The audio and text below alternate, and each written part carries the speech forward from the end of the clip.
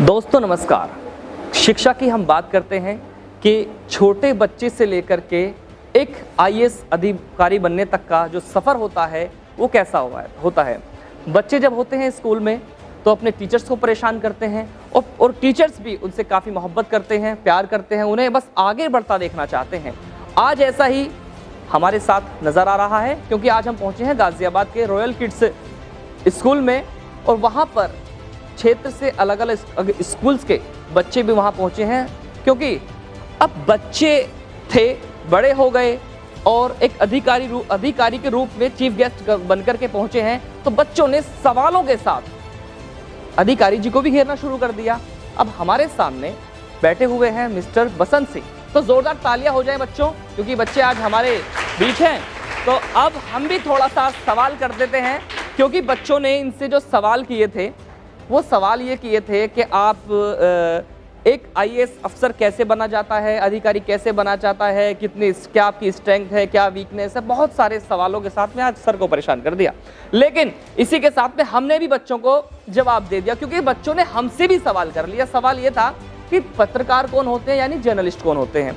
हमने बहुत अच्छे से उनको जवाब भी दे दिया। जवाब क्या दिया सुनिए हमारे साथ। हमने बच्चों को जवाब दिया कि जब कड़ी मेहनत करने के बाद, रात दिन मेहनत करने के बाद जब एक आईएएस अफसर बनता है तो उस तक क्षेत्र की समस्या पहुंचाने वाला एक पत्रकार होता है। चलिए जी, आपका स्वागत है हमारे शो में। लेकिन इसके पहले हम बताते हैं कि हमारे यहाँ पीछे जो एक बोर्ड लगा हुआ है देख सकते हैं आप, टॉक शो है जुनून जिंदगी में। अब जुनून था जिंदगी में तो आपके सामने नजर आ रहा है। चलिए बात करते हैं आगे। हमारे साथ रिचा मैम भी आप जुड़ी हुई हैं, वो उनसे कहेंगे क्या स्टेज पर वो भी आ जाए, जरा आप भी आ जाइए जी। चलते हैं, शो को थोड़ा सा आगे बढ़ाते हैं।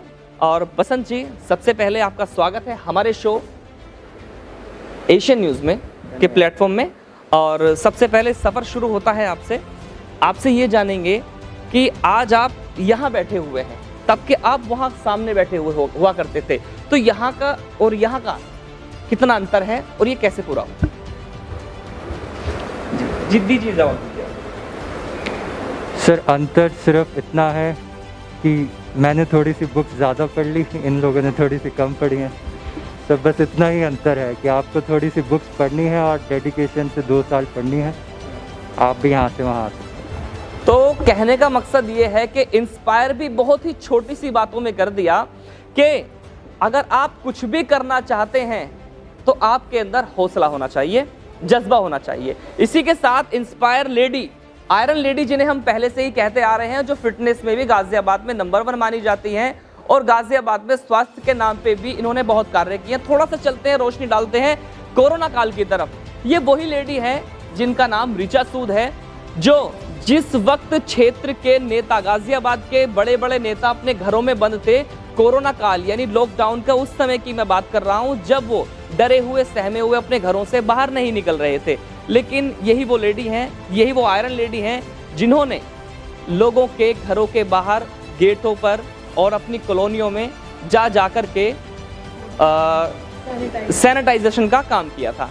आइए मैम से भी बात करते हैं जी। आपका स्वागत है एशियन न्यूज़ में। थैंक यू अफसर। आज आप लगातार, मैं आपको देख रहा हूँ तकरीबन 15 साल से कि आप बच्चों से इतना प्यार करते हैं, बच्चों का भविष्य तय करने का आप काम करते हैं, तो थोड़ा सा बच्चों के बारे में कहिए। बच्चों में मेरी जान बसती है और बच्चों के लिए कुछ भी कैसा भी अच्छा लाने के लिए मैं जी जान से कोशिश करती हूँ और चाहती हूँ कि देश का भविष्य सुनहरा हो। जो छोटे छोटे बच्चे मेरे पास आते हैं, मैं चाहती हूँ कि उनकी नींव बहुत स्ट्रांग हो और वो बड़े होकर के फिट और हिट हो जाएं। बस यही मेरा मकसद है। बिल्कुल फिट हों पहले फिज़िकली और मेंटली, और उसके बाद वो हिट हो जाएं, क्योंकि फिट होंगे तो वो ऑटोमेटिकली हिट होने की क्षमता उनमें आ ही जाएगी। तो इसलिए मैं एक्सरसाइज पे, उनकी हेल्थ पे और उसके साथ साथ उनकी एजुकेशन पे साइमल्टेनियसली काम करती रहती हूँ। जो बेस्ट मुझे लगता है बच्चों को मिलना चाहिए, और कभी कभी ऐसा लगता है कि जो हमें बचपन में नहीं मिला वो इन बच्चों को ज़रूर मिलना चाहिए। जैसे कि आज आईएएस की गाइडेंस इन्हें ये 6, 7 साल, 8 साल, 10 साल, 12 साल के बच्चे हैं, इन्हें आज आईएएस की गाइडेंस मिली है।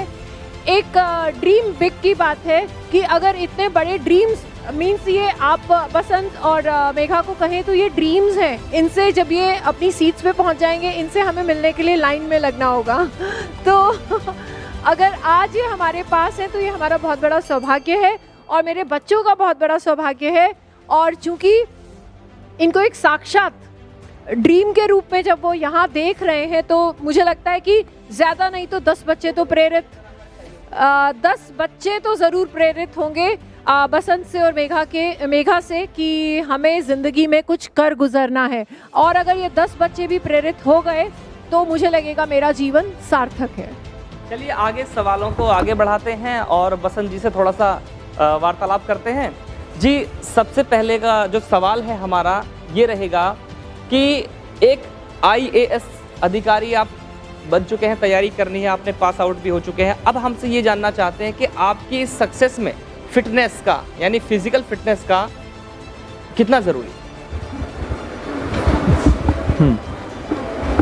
सर, इंटरव्यू में जनरली क्वेश्चन पूछते हैं वो कि आपकी सबसे बड़ी स्ट्रेंथ क्या है। तो मेरे पिताजी हमेशा मुझे यही बार बार अवगत कराते हैं कि तुम्हारी सबसे बड़ी स्ट्रेंथ ये है कि तुम फिज़िकली हेल्दी हो। तो हेल्थ इज़ हमेशा सबसे इम्पॉर्टेंट थिंग, चाहे आप IAS बने, चाहे साइंटिस्ट बने, चाहे इंजीनियर। तो having a healthy mind and healthy body is very important to achieve anything. वो ऐसा कौन सा पल था जिस वक्त आपको चोट लगी और आपने सोचा कि मुझे एक IAS बनना है? सर, लास्ट ईयर मैं इंटेल में as a graphics hardware engineer job कर रहा था। मैंने तब भी ये परीक्षा लिखी थी बट मेंस का परिणाम में मेरा नहीं हो पाया। सर, तब बहुत चोट लगी कि ऐसा क्या है मेरे में कि मैं नहीं क्लियर कर पा रहा हूँ ये परीक्षा। तब मैंने डिसाइड किया कि मैं ये जॉब क्विट करूँगा, जबकि वो जॉब बहुत अच्छी थी, 20 लाख रुपए का सालाना पैकेज भी था। बट मैंने डिसाइड किया कि मैं क्विट करूँगा, मैं दोबारा करूँगा और सर होपफुली इस बार हो गया। ऐसा कब लगा आपको कि मुझे अब हिम्मत हार जानी चाहिए? सर, ऐसा कभी नहीं लगा मुझे और इसका मैं पूरा श्रेय सर मैं पेरेंट्स को अपना पूरा श्रेय देना चाहूँगा इसमें। उन्होंने कभी मुझे ये रियलाइज़ होने ही नहीं दिया कि आप कुछ नहीं कर सकते। Sir, I always believed in my self, my parents believed in my self कि मैं पक्का कर सकता हूँ। अच्छा, कितनी रैंक आपकी आई है ऑल ओवर इंडिया? और जैसे पीछे लिखा हुआ है इसरो साइंटिस्ट रिक्रूटमेंट, इसके बारे में पूरा सब बताइए। सर, मेरी रैंक UPSC में 539 आई है और इसरो साइंटिस्ट भी एक देश की बहुत बड़ी परीक्षा है जिसमें मुझे AIR 1 प्राप्त हुआ है, इस देश में पहला स्थान। तो दोनों अलग फील्ड हैं सर। एडमिनिस्ट्रेशन में आप लोगों की डायरेक्टली हेल्प कर सकते हैं, साइंटिस्ट में थ्रू इन्वेंशंस हेल्प करते हैं। तो दोनों ही लोगों तक और समाज तक पहुंचने का एक ज़रिया है। बट मैं पर्सनली प्रेफर एडमिनिस्ट्रेटिव सर्विस करता हूं क्योंकि उसमें आप ज़्यादा लोगों तक बहुत ही डायरेक्ट वे में पहुंच सकते हैं। बट दोनों ही अच्छे फील्ड हैं यहाँ के। आप अच्छा, जब आपका रिजल्ट आया था तो सबसे पहले फ़ोन किसने किया, प्रायोरिटी किसको दिया? सर, पेरेंट्स तो क्योंकि मेरे साथ ही थे तो कॉल करने की ज़रूरत पड़ी नहीं मुझे। सर, नाम खोलेंगे उनका जिनको फ़ोन किया था?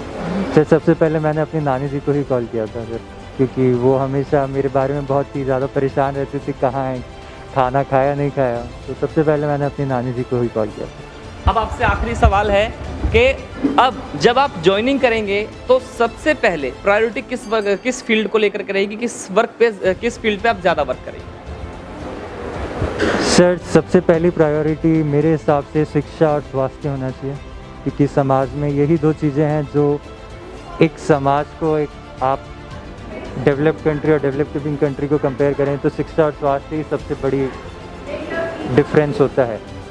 तो हमेशा यही प्रायोरिटी होना चाहिए। जैसा कि आपने देखा, हमारे साथ मिस्टर बसंत सिंह मौजूद थे जिन्होंने 539 यानी कि 539 ऑल इंडिया रैंक हासिल की है और एक IAS अधिकारी के रूप में आपके सामने बैठे हुए हैं, क्योंकि तैयारी कर चुके हैं। अब कभी भी ज्वाइनिंग इनकी होनी बाकी है।